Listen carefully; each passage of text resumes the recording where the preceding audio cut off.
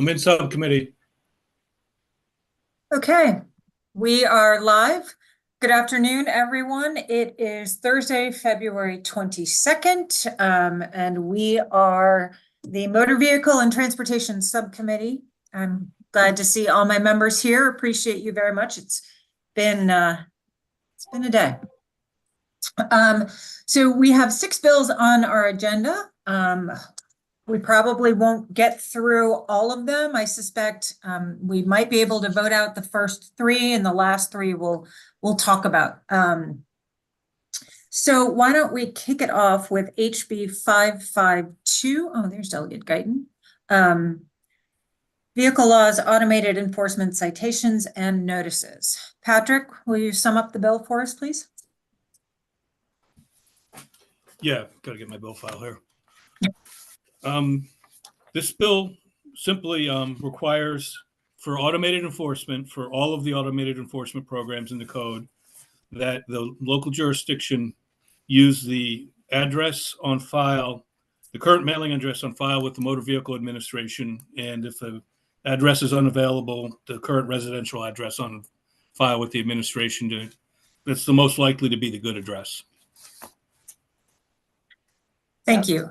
We heard from MVA that sometimes there are challenges with locals sending it to a residential address, which isn't the mailing address, and so there are problems with people receiving the notices. So are there any questions about the legislation? There are no amendments on the bill, correct? There are no amendments on the bill. Move the bill as drafted. Second. All right, any discussion? Okay, all in favor of HB 552, please say aye or raise your hand. Excellent. Anybody opposed? Okay, HB 552 passes. And just for the record, the cross file was heard today in the Senate. Fantastic. Thank you. Okay, moving to HB 437, Maryland Zero Emission Electric Vehicle Infrastructure Council. We had started talking about this last week, and you all tasked Patrick and me, I got that one correct, to look at the proposed amendments and to come back to you all. So Patrick, you want to go through the bill? You want me to go through the bill? I'll gladly go through the bill. Well, the bill in its original form basically adds, from Delegate Wyville, adds, because it's now all in new language, it's hard to see through it. It adds a large scale, let me find the exact word here.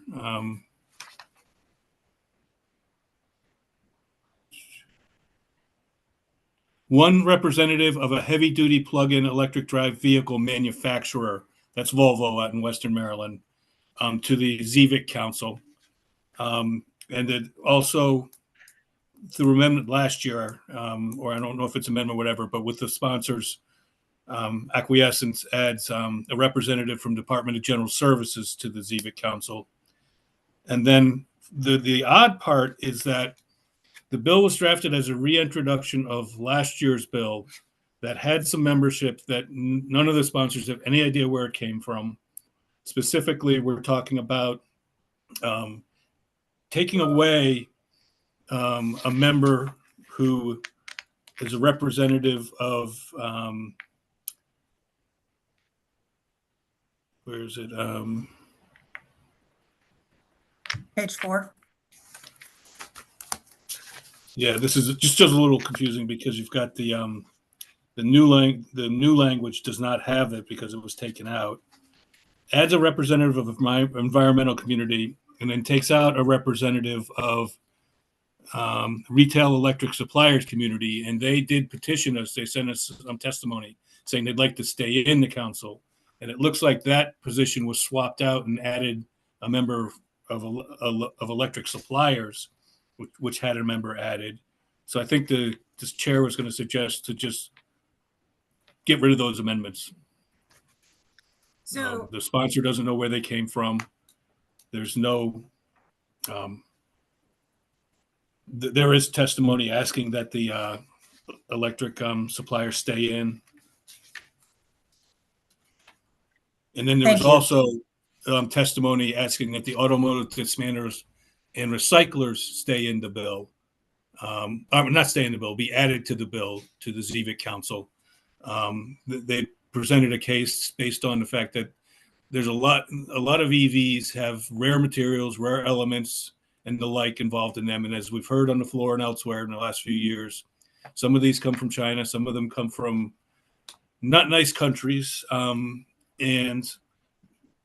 with the ADRs recovering them, being the vehicle where we get these back and put them back into the supply chain for EVs, they would be a valuable member of ZVIC, and that might be something to make a motion on. Okay. Awesome. Thank you, Patrick. So just now that I brought it up, should have done that before, sorry. Adding, as Patrick said, the Secretary of General Services or the Secretary's designee. This is, this change here is stylistic. We generally in code don't name someone. So this is the organization, a more generic term. This that had been changed to 3 representatives of electric companies and then taking out retail electric supplier. So we're thinking leave it at 2 and keep the retail electric supplier. And then they split a representative of a plug-in electric drive vehicle manufacturer into light duty and heavy duty. Add a representative of the environmental community. This change here, taking out Maryland Automobile Dealers Association. This is the generic term, and we'll keep in the representative of the retail electric supplier. Okay. So, yep, I was just about to open it up for questions there. Delegate Healy. I just want to be clear. We're talking about the car dealers or the all of this. You know, Tesla is an odd duck in all these ways. They don't follow the traditional definitions of how they sell things and stuff, among other things. So would they be included in this or not? Or is this I believe Tesla's already on it. Yeah. Is this generic enough that it covers them too? That's yes. Yes, it is. Okay. Tesla is a manufacturer, though. Oh, okay. In Maryland? I don't believe so. No. Okay. Any other questions? Delegate Davis. Yes. Are we going to add the the aftermarket people? So I was going to get there. Thank you for the question. We'll go there now. So this was really interesting in the testimony, the Automotive Recyclers Association. And what was compelling to me was a line in here that said the need to reuse, repurpose, and recycle electric vehicles and their batteries is a priority for the federal government and motor vehicle manufacturers due to predictions that there will soon be a shortage of the critical materials used in the manufacture of lithium-ion batteries and lithium-ion electric vehicle batteries. So I think it's very interesting. What does the committee think?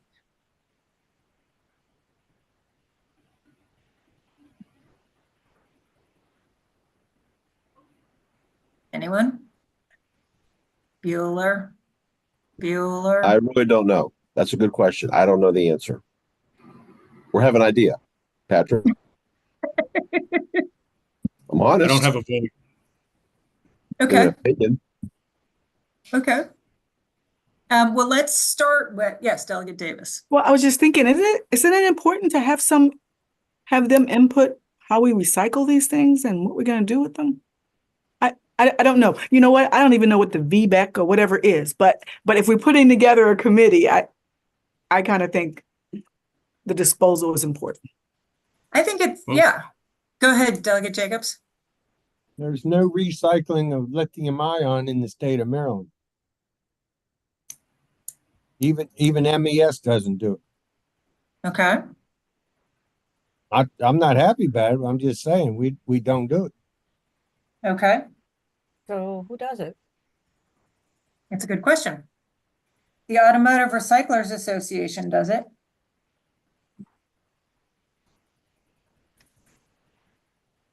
It's the Maryland, what they're asking for is a member of the Maryland Automotive Dismantling and Recycling Industry. So there's got to be somebody in Maryland. could we add something like, or a lithium ion recycler, and just in case we get one?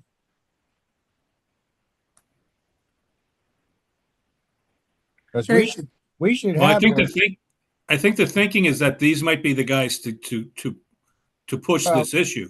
Well, I'm just want to make sure the language covers it, because I don't understand why we don't have a recycler for lithium ion, but I want to make sure that we do. Yeah. But you know, if we get one, we should make sure they're on there.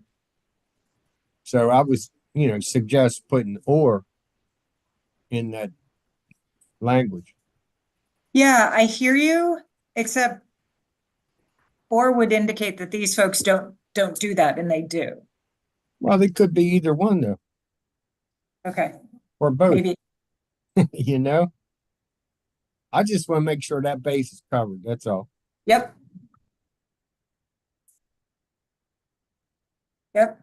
Any other thoughts? So are we ready to vote in concept, or do we want to narrow down and specify the language?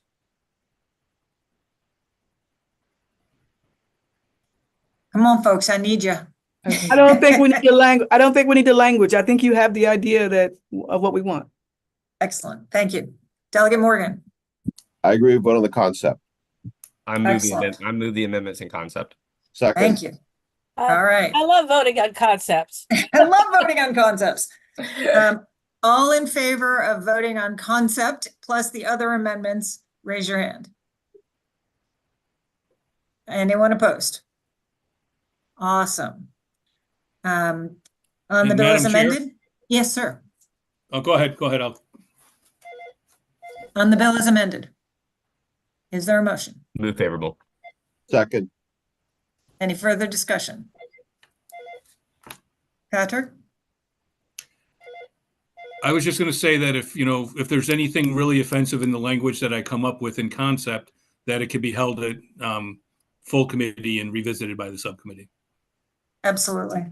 I highly doubt you will offend us. Okay, we have a motion and a second. All in favor, say aye, raise your hand. Aye. Aye. Excellent. Anybody opposed? Fantastic. Thank you all. Okay, moving to HB 601. You all will remember the exhibition driving bill, if not the hearing, because we've had this bill multiple times. We passed it out of the House last year, and it got hung up in JPR. This year,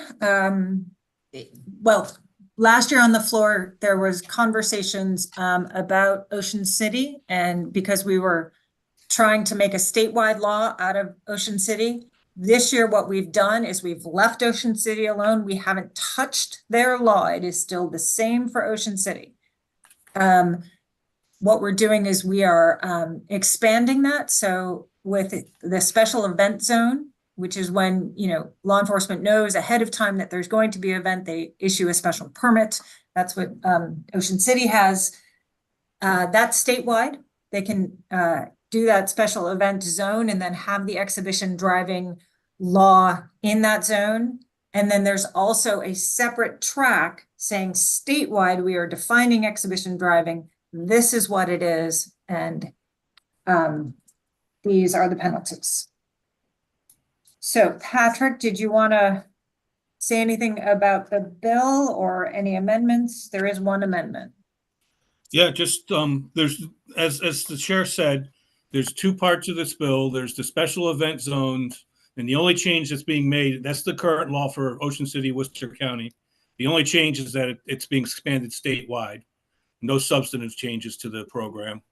And we have added language that put in both the other part of the bill sets another program that doesn't involve special event zones.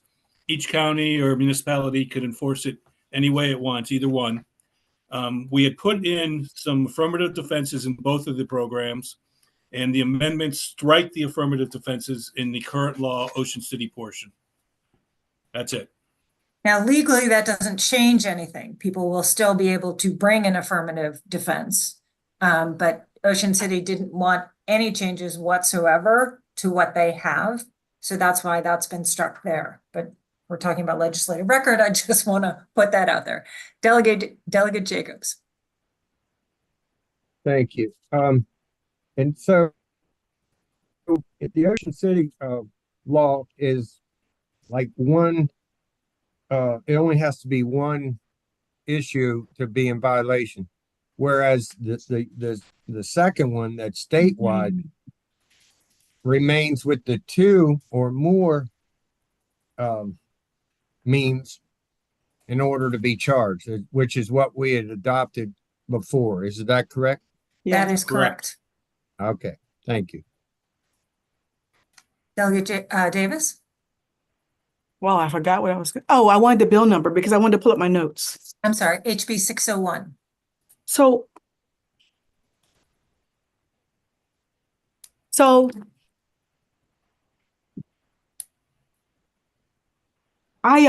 Sarah and I sat in on the Ocean City bill when it came out, right? Remember that a couple years ago? We were from the visiting committee, and I have regretted it ever since. And I just want to share, we all have different experiences, and I just want to share why I think the Ocean City law is too broad and we should mirror it to ours, which has stricter definitions. Because I grew up at a time when Black folk weren't welcomed in Ocean City, and it was very, very clear. They didn't have laws like this. Now that they do, I wonder how much better it will be. I know there's a problem. I don't believe in martial law. I don't believe in laws that are this broad because I know that they can be used against certain people. That's what I have to say. And I'm okay with ours, but I'm not okay with giving Ocean City martial law. Yeah, thank you, Delegate Davis. Anyone else? Delegate Healy? I want to thank Delegate Davis for her remarks because I think that's something we have to bear in mind. I do think that if we want this bill to pass, we need to kind of do it with all the compromises that have been made. That doesn't mean we can't come back another year and straighten it out statewide. And that's more of a practical look at it because I think it is a serious problem statewide. And I do think that it will help a lot of our communities where people are really being put in serious danger by people coming in from out of state and driving all over the place in crazy ways. So thank you. Thank you, Delegate Healy. Any other comments, discussion? Delegate Ziegler? I just wanted to say, I don't know what to do with this particularly, but I met with our police chief about this a while ago in Howard County. And he said two things. One is that he doesn't care at all about exhibition driving anywhere but in Howard County.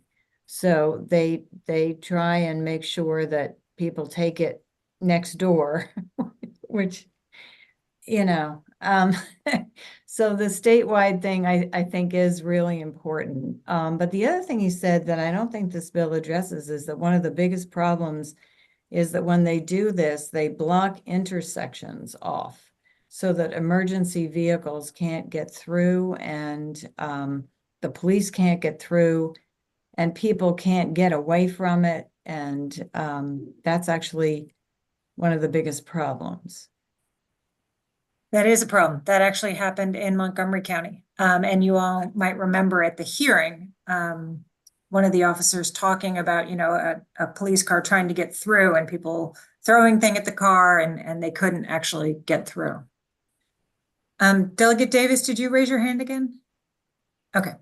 Delegate Guyton?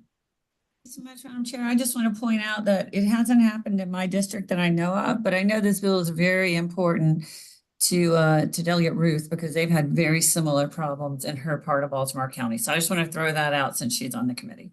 and not with us today. Okay, so we have the one amendment striking the affirmative defenses out of the Ocean City section. They're still available under the law, but just clarifying that it stays in the statewide section. Is there a motion on the amendment? Hold on, excuse me. Yeah. Could you elaborate a little more on the affirmative defenses? Sure. So if you look at, okay, it's on page 6. A court may consider in defense A2 1A. I think where it came from is one of the hypotheticals that I was really concerned about, and one of the reasons why we have 2 and not 1. The first example of exhibition driving is excessive abrupt acceleration or deceleration. So like, what if I'm driving and there is a kid that runs out in front of the road? An abrupt deceleration could be considered exhibition driving. So that's why that affirmative defense is in there. But it's not in Ocean City. No, but here's the thing. They're still allowed to bring it up under law. So we're just making it clearer in the statewide section. We're actually not changing the law in any way. Someone in Ocean City can still bring up that affirmative defense. Okay. Patrick, I'm correct under the law? It's my understanding, yeah. Okay. And there's no appetite for making Ocean City's bill mirror this one? No, ma'am, we have tried. We have tried. And as Chair Healy said, right now, if we want to get this at all, this is where we are. So is there a motion on the amendment? A motion to move the amendment. Second. Thank you. Any discussion on the amendment? Delegate Jacobs, you had your hand up. No, Is I on was the- gonna make the motion. That's all. Ah, excellent, thank you. So okay. I'll second. Excellent, thank you. Any further discussion? All in favor of the amendment, please say aye or raise your hand. Anyone opposed? Delegate Davis? Okay, thank you. On the bill itself. I'm seeing hands, so I'm assuming that there's a motion. and a second. Move favorable. I'll Yeah. second. Okay, thank you. All in favor, raise your hand, say aye. Bye. Aye. Excellent. Anybody opposed? The bill passes as amended unanimously. Thank you all. That's wonderful, wonderful work. Okay, we're going to turn to, I'm going to go a little bit out of order. I want to turn to HB 511 next. The bicycles operation at intersection. Patrick, you want to tell us what this bill does? This is the Idaho stop.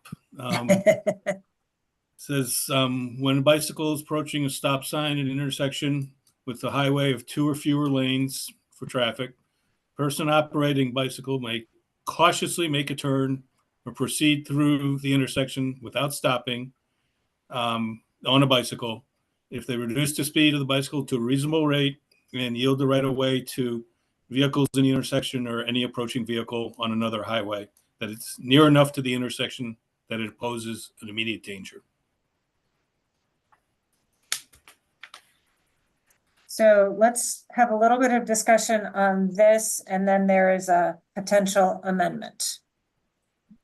Thoughts? Yes, Delegate Healy? No, Delegate Healy. Yes, I did. I tried to figure Okay. out how to put my hand up electronically. I don't really want to support this bill, and I'll tell you why.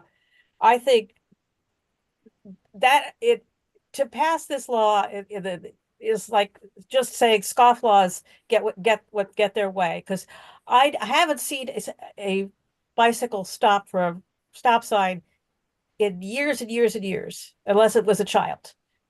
And they go flying through every intersection, and they don't look. And I don't think saying that they have to be reasonable is even a reasonable thing to ask, because it's a prohibited and they're still not reasonable. So I don't think this is a good idea at all. In fact, I think we should try to enforce the road rules of the road on bicycles so that they don't create dangerous situations for themselves, for pedestrians, and for motorists who they come out of nowhere and they get smacked, and it's not good for anybody. So that's my opinion. Thank you. Yes, Delegate Davis. Thank you. I expressed my opinion in the hearing, and I agree with Ann that statewide, this is going to pose a lot of issues. I mean, like I said, we had bike paths going across 50-mile-an-hour zones, and we just heard today about increasing penalties for bike accidents, and then we're going to let them blow through stop signs. I don't think it's a good idea. I think it might change liability laws. That's my area of practice. I can't support it. Thank you. Delegate Stewart, did I see you start to raise your hand? No? Anyone else? Let's see. Delegate Jacobs. I thought it was the law. We've been doing it in my neighborhood all my life. So I find this very interesting. I was skeptical last year when the bill came, and it did not have a great hearing. And then I read the NHTSA fact sheet, and I read the testimony. And it was really fascinating to me to find out that 8 states have this, and that they have found that crashes have actually dramatically decreased. Delegate Stewart, did you want to jump in? Yeah, I do now actually want to raise my hand. So I'm just gonna basically agree with the chair. So I'm in a very similar posture. When this bill came in last session, I didn't think that it had the greatest hearing. I think I actually maybe the advocacy maybe even floated that I put the bill in, and I declined because I wasn't sold on this concept at all. But I did look at it with fresh eyes this year and looked through the bill file and sort of try to do my own Googling as well. And the data are pretty overwhelming on this. I mean, I'm shocked too. I'm surprised, but study after study has found that these truly are. This is the safest way that bikes can operate. And I think most recently, Delaware did this, and I know that someone put in the bill testimony that they saw a 23% decline in crashes at intersections involving bicycles in the 30-month period. So that's like the most recent data from a neighboring state. So I do hear the concerns from Delegate Davis and Delegate Healy. I was sort of on that side very recently, so I understand them very well. But when the data are sort of staring you in the face like this, I just think from an empirical perspective, I have to take heed. So I support the bill. Thank you. Anyone else? One other thing that some of the cyclists brought up that was interesting, and I don't cycle anymore, but I used to. You're at your most vulnerable once you've stopped and you are starting again, because you're kind of wobbly, especially if you have clip-ins and you're going slowly. And a bicyclist that is, so that's one, and that two, that a bicyclist that is moving is more likely to be seen by a motorist than one who is still and then just slowing up. So we don't have to vote on this today, as I said in the beginning. I just wanted to begin the conversation. I encourage you all to look at the bill file and the testimony if you haven't already. And we can bring this back up next week. Any further discussion on this? Yes, Delegate Davis. Yes, I have a legal question for Patrick. I want to know whether this changes the liability laws. Actually, I heard your comment earlier, and I thought it was an excellent comment. I think anytime we touch rules of the road, we are adjusting what the arguments would be under liability laws. Yes, I do. Yeah, We aren't changing the liability laws, but we are shifting where liabilities may end up. Can you explain that a little bit more, Patrick? Well, I'll give you an example. I'll give you an example. Y'all remember the McDonald's coffee case from the 90s? Oh, yeah. That was based on the legal principle that if there's an ordinance, statute, law, whatever, that was put in place for a reason, and you break that statute and ordinance and law, and the foreseen consequences that law foresaw happen, the burden of proof shifts. So anytime we touch the rules of the road, that could come into play. And every state has that at some level, some way. That's just an example. Delegate Stewart? Yeah, so Patrick's right, but just to add to it, first of all, on the hot coffee case, there is a great documentary about that case called Hot Coffee that I highly recommend everyone watch. Secondly, there is something in the law called negligence per se, which is that you are necessarily deemed to be negligent if you violate a rules of the road. So every time the subcommittee changes the rules of the road in any way, we're shifting potential liability because we've now shifted what negligence per se would be.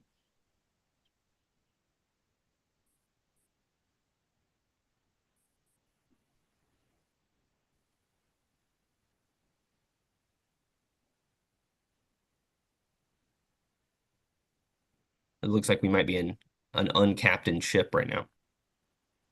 Here we go. I'm sorry, the person in the office next door was screaming so loudly, I couldn't hear you all. So my apologies. I'm back. What'd I miss?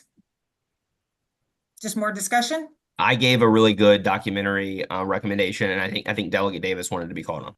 Excellent. Okay, Delegate Davis, my apologies again. You missed the battle of you missed one half of the battle of the lawyers. So one of the laws that this would affect is the boulevard law. There's a law that if you're on the main boulevard, you've got the right of way. Now you're changing that because you're like, you have it except if a bicycle looks both ways and decides to pull out in front of you. I mean, it's really hairy. It's not a good bill. No, the boulevard rule is a judicial canon, I believe, and we can do that. But yes, I get it. Doesn't mean we have to. Great discussion, everyone. Thank you. To be continued. All right, let's move to HB 212, the noise abatement monitoring systems authorization. Again, just begin the discussion on it. Patrick, you want to walk us through what this bill does? Well, this is automated enforcement, the noise abatement monitoring system.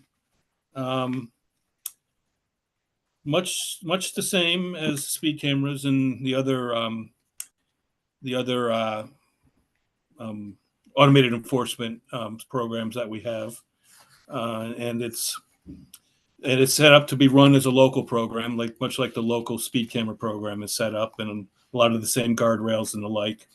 And I believe we have an amendment from the sponsor because the bill is authorizing the noise abatement monitoring systems check for vehicles that are over 80 decibels. And I think the sponsor has an amendment in to give a tolerance of 5 decibels, so it would be 85 and over, much like, again, we do with the speed camera bills.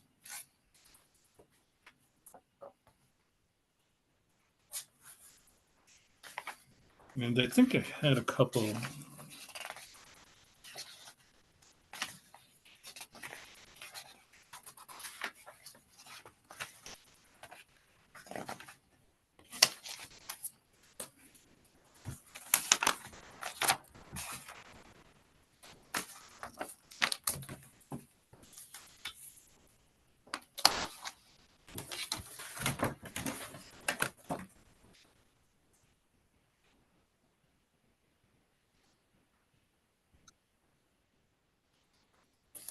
Okay,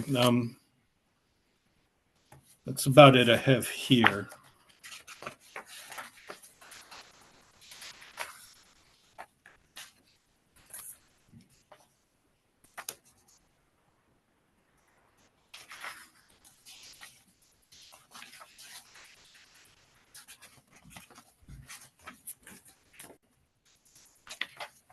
Okay, while you're looking, do folks have thoughts on this?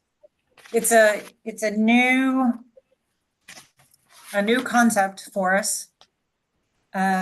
People have come in being very, very concerned about cars that have illegally altered their systems so that they're loud, and there isn't really a way for law enforcement to get them.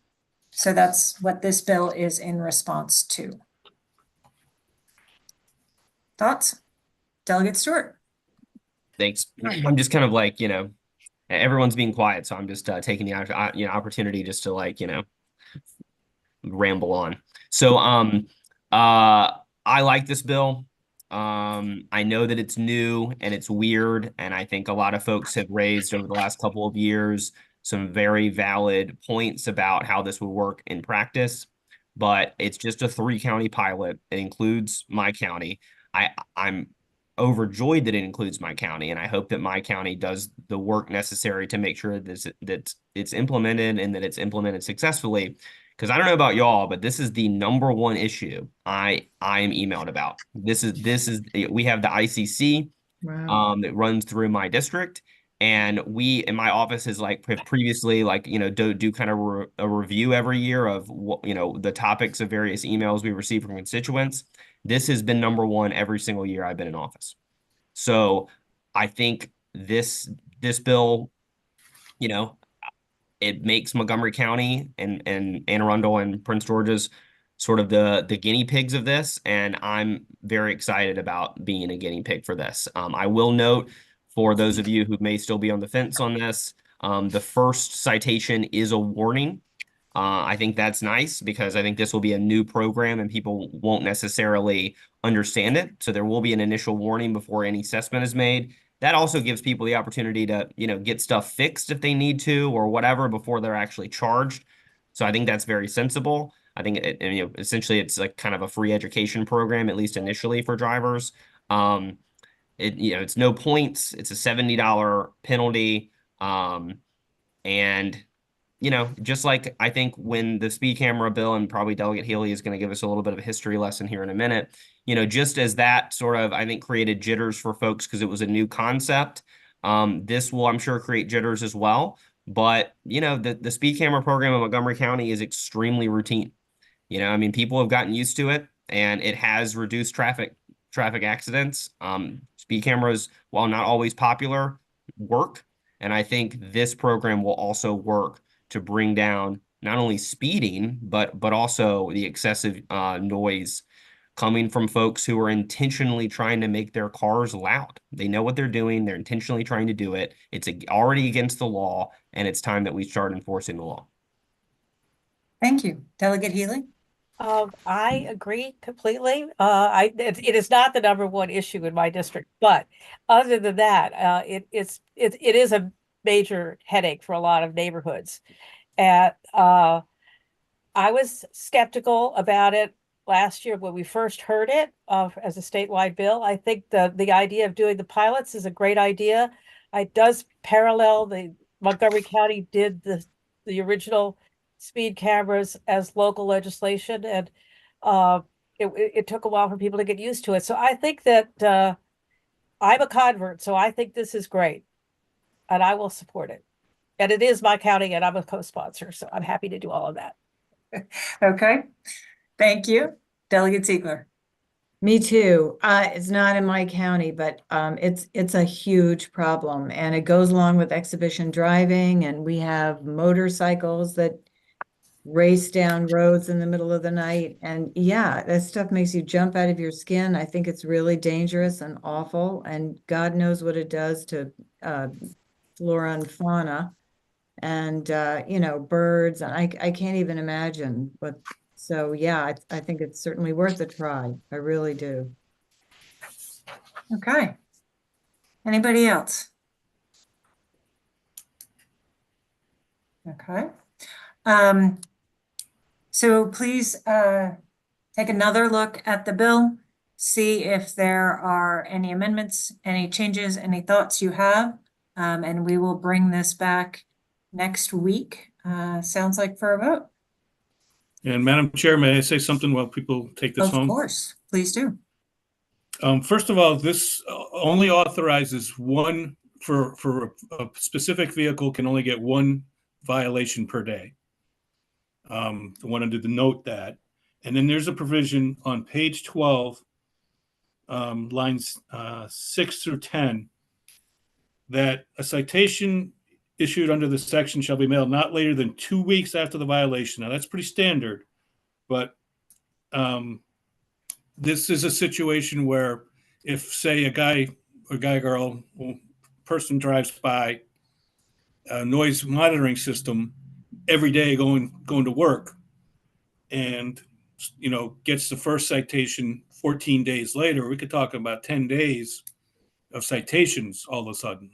You know what I'm saying?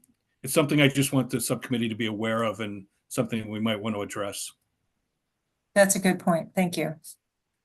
And then another question that was raised in some of my conversations, there's no limit on the number of cameras a jurisdiction could put up in this pilot program, correct? No, not that I'm aware of. Okay, so we might want to think whether we want to just leave it up to the jurisdiction's discretion or whether we want to say, you know, you can have 2. I don't know. Delegate Ziegler. You're on mute. Yeah, go. sorry. Is there some specific time? I don't see this in the bill that you're given to fix your Yes, actually, there is a provision for that. problem if it's something you.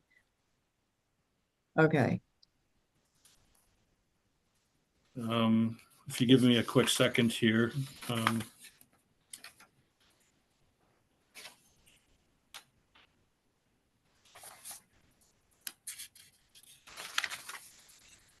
Well, there's a provision that says that if you provide evidence that you fixed the noise problem in your car, then the fee or the fine will be waived. Okay. So if you rack up $700 worth and go get your car fixed and prove that, then your fine is waived. Okay, I gotcha. So you can get stopped a lot of times, but you'll be Well, okay. you won't get at the end. stopped. You can get Right. cited. Recited is what I mean, right? Okay, thank you. Patrick, do you want to take a shot at drafting an amendment to deal with what you raised? Yes, be glad to. And maybe what you were just discussing with Delegate Ziegler can cover that in some way. Because you're right, if someone gets a citation on day 1, you know, is cited, but they don't get the citation for 12 days, they shouldn't be getting 10 citations. And I'll take a crack at also just drafting generic language for limiting the number of systems that can be used by each county. And we can talk about those. We don't have to adopt them, but just for discussion purposes for the subcommittee. Right. Okay. Sound good, folks? Everybody good? Okay. Moving on to the last discussion bill, administration bill. The Lieutenant Governor came in and presented this to us, HB 513. Does everybody have the amended version?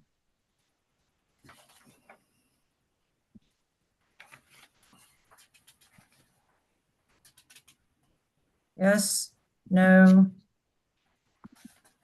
Do you need me to put it up? Yeah, I don't think I have it, but it's several pages, so we can talk about it. Yep, we're just talking about it. So, Patrick, you want to lead us through the bill? I can do so if you'd like. Michael from the Lieutenant Governor's office is on. Okay. Michael, you want to lead us through the bill? Sure, happy to do that. Do you just want me to go, Madam Chair, do you want me to just go through the amendment changes versus what we proposed in committee? No, I would start with a high level what the bill does. And then we can have some discussion and then you can go through the amendments. Sure, happy to do that. So kind of going through what the bill actually does. The first change, we do raise the citation amount for work zone speed camera violations from $40 to $290. $40 is the lowest in the nation. $290 puts you in line with the amount that an officer will be able to pull you over for. That's the ticket amount that you would get if you're pulled over by a live officer. The reason we're kind of making the change is because sometimes it's difficult for officers to do that kind of in a work zone itself. We're also providing additional flexibility for the use of the cameras rather than require a 90-day warning period at the start of a work zone speed camera system. Allow citations to be issued immediately. To allow multiple speed cameras to be used within the same work zone. It's been found that multiple speed cameras within the same work zone make sure that drivers reduce speeds throughout the work zone versus kind of at a single point in time when you see the porta potty where the man camera is. We removed the requirement that a work zone speed camera system be manually operated, allow them to be operated manually, to be operated autonomously. In order to make sure that people aren't, like we just had the discussion about the going past the noise abatement systems, to make sure that people aren't getting multiple citations if they're speeding past multiple work zone speed camera systems. If you speed through a single work zone and you get hit by the 3 or 4 cameras that may be in there, you receive 1 citation for $290. In that citation, will let you know that of the 3 cameras that were in this work zone, you were caught speeding past 2 of them. That's not intended to get people multiple tickets, but just to make sure that they are informed as to what they're doing. It has an early effective date of June 1st. Trying to make sure that drivers, throughout the kind of the heat of the construction season, are starting to slow down. It also, under the amendment that we were proposing with that MACO is in support of, right now, counties have the ability to operate their own work zone speed camera systems. In practice, none of them utilize that authority because the revenue from the program goes directly back to the state. So if a county would choose to operate their own work zone speed camera system, they can't get cost recovery. So if you add a cost to we add a cost to the jurisdiction. We allow kind of under our amendment for the counties and local governments to be able to retain the revenue that they receive from their locally operated work zone speed camera systems for the purposes of public safety, pedestrian safety, and roadway safety operations, similar to how the state's going to target its revenue towards just going through to highway safety programs. What we also do is expand the number of roadways that are eligible for the program. Under current law, only roadways that are 45 miles per hour or above and expressways or restricted access highways are eligible for use. So mostly these are state roads. Lieutenant Governor is very interested in making sure that we provide this protection to all workers, not dependent on if they're state contractors or if they're private contractors or state and local employees. So this would remove that restriction that it's restricted access highway. So if there's a county or locally operated road that is 45 miles per hour or above, they'd be able to utilize a work zone speed camera system on that roadway. That's kind of the quick summary of the bill, Madam Chair. Now I was muted. Thank you very much. Any questions? Yes, Delegate Healy. Yeah, my question is about heretofore, any of the automated tickets are aimed at the vehicle and the license plate on the vehicle and not the driver. If you're going to increase the dollar amount so significantly from $40 to $290, it might be worthwhile targeting it to the actual driver who is doing this rather than the vehicle. Has that been considered? During the works and safety work group period, we did discuss that option. I believe right now there's only one state in the country that actually targets the driver itself. It's Arizona. There is a challenge system that they have to say that, grandma receives a ticket for, their kid kind of driving the car. Right. Sometimes it's a little clunky in how that works out. It kind of pits families against each other sometimes, that they found in practice. But there's currently only one state in the country that has a similar program to what you described. I'm just thinking that we maintain the rest of the system of automated at the level that it is with the cameras on the license plates. And I mean, then it becomes a pretty much an automatic guilty, but people, it's not worth it to them going to court because the money isn't that high, and it's at the same time the privacy of the whoever they, I mean, they could say my son was driving my car, or my wife was driving my car, and that might create problems, but that is a defense now. They could still say that, and then they have to say who was driving the car in order to get out of paying the fine. I'm thinking that this is unusual enough. It's such a variation from the norm that I think we ought to discuss it some before we go forward. That's all. I haven't made up my mind about it myself. Thank you, Delegate Healy. Delegate Morgan? Thank you, Madam Chair. A couple of things. There's probably the little Republican out there that votes for this stuff. The concern I have, and we talk about 45 miles an hour, and it gives you 12 miles an hour over that. I mean, that makes it 57 miles an hour. I think, I personally think 12 miles an hour is too much, or we drop the 45 mile an hour speed limit down to maybe even less. And I do think about $295 fine for, an everyday worker. If you think of $295 divided by an 8-hour day, that wipes out their entire salary for the day. So I was just thinking of lowering it from $295 to $200.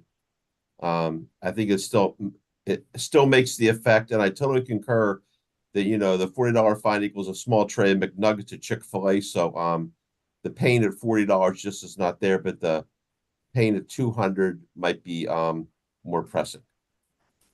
That's my 2 cents. Thank you, Delegate Morgan. Delegate Davis? Thank you, Madam Chair. Michael, is the provision in the bill still for $1,000 fine for the third offense? Correct, and apologies for forgetting to mention that. Under the bill, right now, for the first 2 offenses, drivers would be targeted with an up to $290 fine. For the third offense and beyond, drivers would face a penalty of potentially up to $1,000. That's up to the courts to decide, to offer that citation or not. I think according to MDOT data, and Matt might be able to correct me or others, it's a relatively low percentage of people who do, continuously speed through these systems, upwards like 2% to 3%. So we're really trying to target those that are really placing our roadway workers at risk through that. Delegate Davis, the $1,000 provision doesn't kick in until January 1st, 2025. Okay, so I want to go back to Delegate Healy's point, was that if you don't know who's driving the car, we could have 3 different drivers and then get $1,000 fine by the third. And it's within a year, right, Michael? Calendar year. Yes, as Patrick concurred, a calendar year. That's why I think it's important that we know who's driving the car. Thank you. Thank you, Delegate Davis. Delegate Morgan again. Yeah, back to that facial recognition. How are we going to do if I'm guessing that when the license plate is going to be photographed, you're going to get the back, not the front. I don't know the difference, but what kind of facial, if you are going to, dependent on the driver, what kind of facial recognition system would you be using to try to get that image that would correlate the picture to the license, to the driver's picture to the license plate?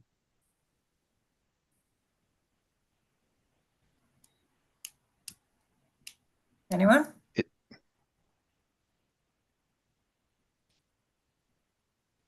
I do not You have know. stumped everyone.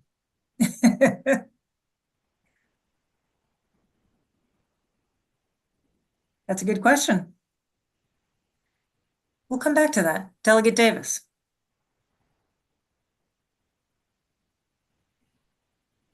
Oh, Delegate Jacobs. Those that got a face mask on.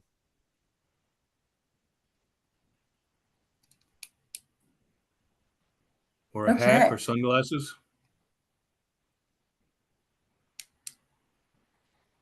Yeah. Okay. Any other questions, thoughts, comments on this bill? Hi, Matt. Hello, Yes, Madam Jay. Chair. Hello, everyone. Jay? You're on mute, Delegate Jacobs. Okay, thank you.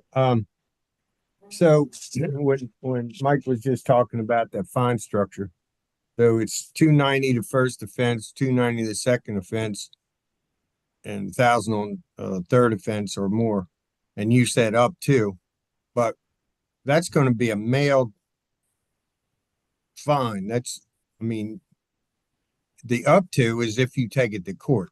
Isn't that correct? Correct. Well, the Go up ahead, to is where Patrick. the court will set it for the prepay fine. And also it could apply if you take it to court, correct? But I mean, the fine that you would get in the mail be a violation of the speed camera. Your first offense would be 290, your second offense would be 290, and your third offense would be at 1,000 going forward. All of those are maximums. So But the district but that- court could set those at a lower, so I- the district court, I right, sorry, go ahead. understand. I understand what you're saying, Madam Chair, but what you receive as a result of going through the speed camera, exceeding the 12 miles over the speed limit, is not going to say up to, it's going to say 290, 290, and 1,000. Is that correct? No, it might be. So this authorizes the district court to set the fee. So the district court could say, you know what? We're allowed to go up to 290, but we're only going to set the penalty at 200. So then they're going to mail out the citation, and if you want to prepay, it is going to be 200. Okay? Is that varied by county? Does that make sense to you? No. And then you it's a can always district go court, it's into statewide. court. No. Does that answer your question? Somewhat. Thank you. Okay. Delegate Morgan. Yeah, I'm confused on this fine situation. So we raised the fine to 295, 200, whatever the number's going to be. You go to district court and you find a sympathetic judge says, well, it used to be 40. I'm keeping it at 40. Too bad. Is that feasible? Yes. Yeah, if you go into court, a judge can say that. He So could is there also any way- say it's 1,000. So the question would be, then you're right back to where you started from. So is there any way to quantify in the law that the fine can be no less than and no more than? I mean, we could. That's the case as it is right now. So if you go in to contest a speeding ticket, the judge, correct, Patrick? The judge can change the fine? Well, within the parameters set in statute, yes. Within the parameters, correct. So I believe it would be feasible. We could do that. Yeah, sorry. Delegate Healy. And you're muted. Yeah, at the risk of adding another topic to this, I'm thinking that the other issue is not how many times you violate it, but how fast you're exceeding the speed limit by. I mean, if it's set at, to get any ticket, it's 12 miles, but if you're going 100 miles an hour through a work zone, that probably should count for more than somebody who goes through 3 cameras and but they're only going like 12 miles above the speed limit. So that's just another topic for conversation. Yeah, thank you. Well, that is how the system is set up when you're pulled over by a police officer. There are various steps depending on how fast you were going. Thank you. Delegate Ziegler. I was just going to answer that, and Patrick did. Yes, they're going to have more state police at roadwork sites. And the idea is that they can put points on your license. They can, they can arrest you if you're drunk. There, there's a lot of other things they can do in addition.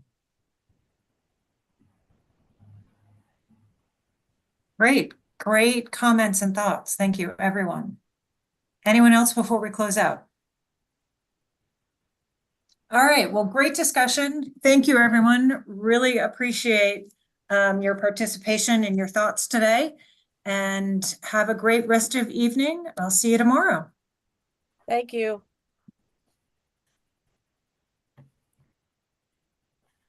Oh, boy.